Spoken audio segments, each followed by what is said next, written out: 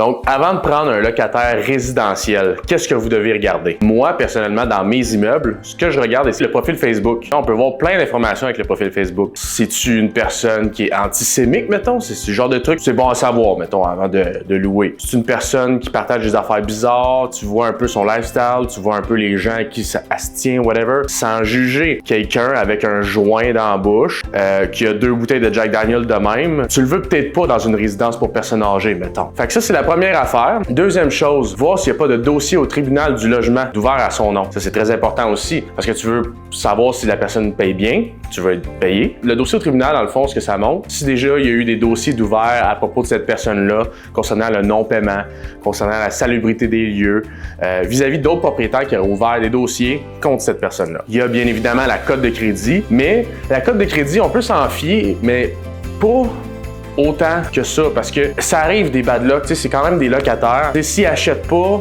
c'est peut-être parce qu'ils ont une mauvaise cote de crédit de base, mais c'est pas des mauvaises personnes, ils travaillent, ils ont eu des bad luck dans le passé, des choses qui arrivent. Aussi, ce qu'il faut vérifier, un dernier point important, avant-dernier, quelque chose de même, on va peut-être en rajouter d'autres, c'est au niveau du dossier au civil, s'il y a eu des infractions au niveau du civil. Ça, c'est quelque chose, quand vous avez une bonne entreprise avec qui vous faites affaire, fait des enquêtes locataires, vous devriez obtenir toutes ces informations-là assez facilement. Aussi, sa fréquence de paiement au niveau des dettes qu'il y a, on peut voir par les cotes de 1 à 9. 9 étant, je viens reprendre des meubles chez vous, mettons. Ça vous donne une bonne idée à ce niveau-là. Le dernier point que je dirais, c'est la référence de l'ancien propriétaire. Là, il y en a qui disent « Ouais, mais là, c'est parce que l'ancien propriétaire, c'était un trou de cul. » Il faut vraiment pondérer. Peut-être que c'est vraiment un trou de cul, mais il y a des chances que ce soit pas un trou de cul. Demandez des références de l'ancien propriétaire. C'est sûr que c'est pas infaillible dans le sens où s'il veut que le locataire s'en aille, ça se peut qu'il vous donne d'excellentes références. Mais avec toutes ces étapes-là, ça réduit votre risque d'environ 90% d'avoir un mauvais locataire.